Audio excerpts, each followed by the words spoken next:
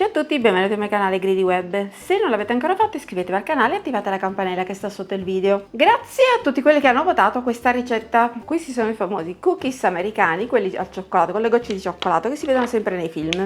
Questa ricetta l'ho presa da un sito, poi giù vi metto il link del sito dove l'ho presa e l'ho fatta un paio di volte ed è buonissima. Per fare questa ricetta ci vogliono 260 g di farina, mezzo cucchiaino di bicarbonato, mezzo cucchiaino di sale, 170 g di burro morbido, 220 g di zucchero di canna, 100 g di zucchero bianco semolato, un cucchiaino di estratto di vaniglia, un uovo intero più un tuorlo e 300 g di cioccolato. Mettiamo il burro nella ciotola e lo lavoriamo con le fruste.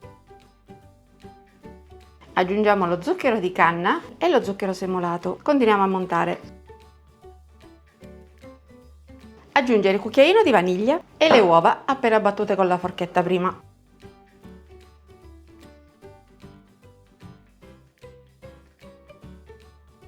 E continuiamo a montare.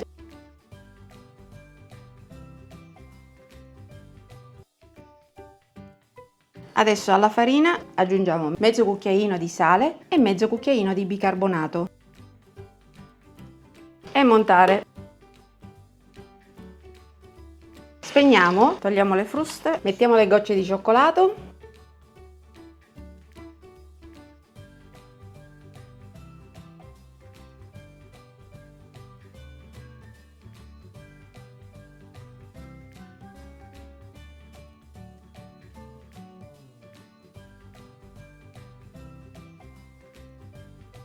Per praticità lo mettiamo, perché la ciotola nel frigo sarebbe troppo grande, copriamo con la pellicola e facciamo stare in frigo per 20 minuti. Facciamo delle palline di 20 g ciascuno, circa 20-25 g, e le mettiamo su una teglia con la carta forno. Accendiamo il forno a 170 gradi.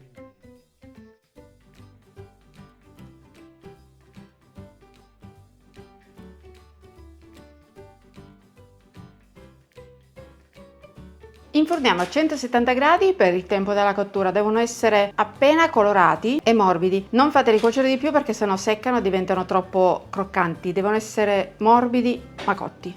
A dopo.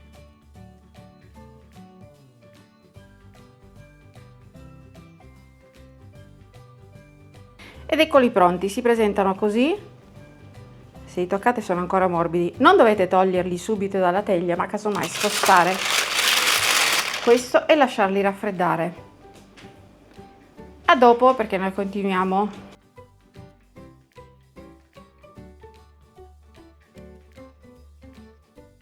Ecco come si presentano i biscotti, i veri cookie americani.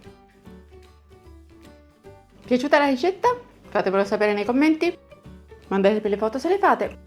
Volete sapere cosa farò nel prossimo video? Faremo il gelato all'anguria. Buonissimo! Alla prossima!